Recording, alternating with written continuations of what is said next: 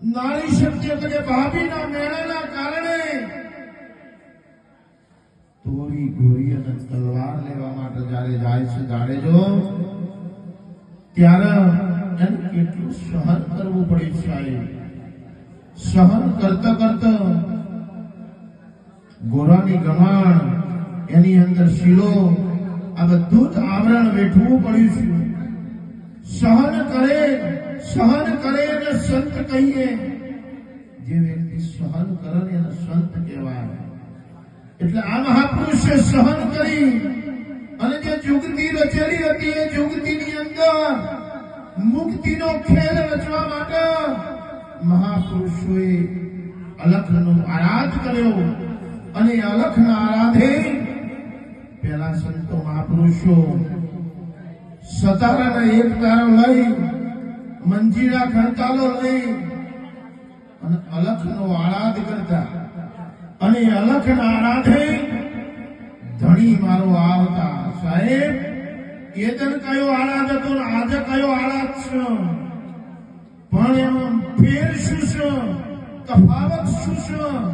એ ફેર અને તફાવતની અંદર ખૂબ સરળ અને અક્ષરથી ફર ચૂકે એને પરમાત્મા કીધો.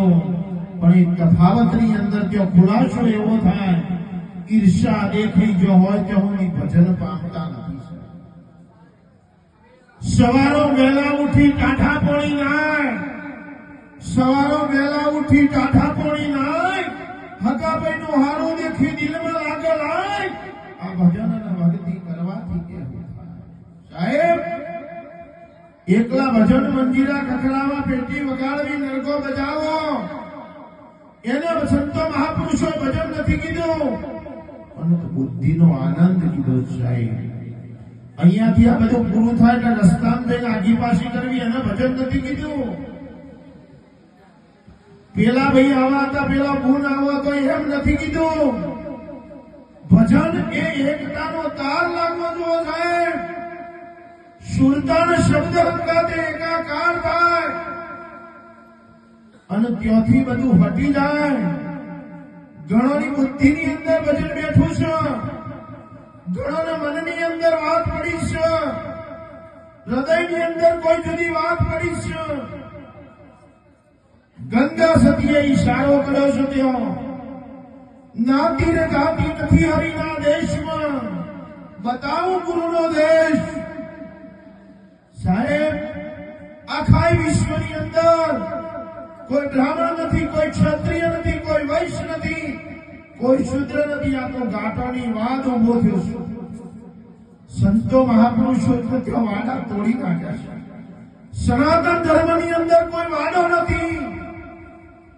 1,600 સંપ્રદાયો, 300 ધર્મો, એ પછી સનાતન સર્વનો બાપ. સનાતન સર્વનો બાપ છે.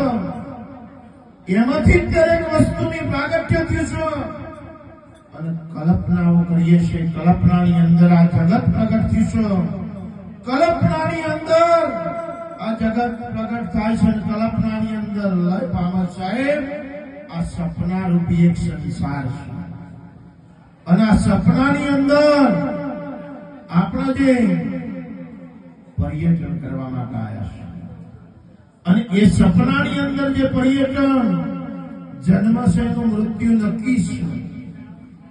એમાં કોઈનો ફોન કે કોન્ટેક્ટ, કોઈનો સંબંધ ચાલ્યો, સંબંધ એક જ ચાલે છે. જેને અલખનું વજન કર્યું છે, જેનો તાર શબ્દના સુરતાર ગાતે લાગ્યો છે, એ મહાપુરુષો તમે જુઓ. રામદેવજીના સાથે 24 વ્યક્તિઓ હતા. ઉગમસિંહના ચરણે જઈ તન મન ધનની કુરબાની કરી, વચનનો બલિહાર કરી અને 24 વ્યક્તિઓ જીવન સમાધિ લીધી.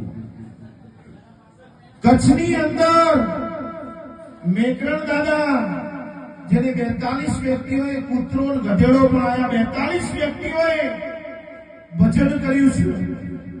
અને 42 વ્યક્તિઓ સજોડે બધાએ હંગાતી સમાધિ ગયા છે.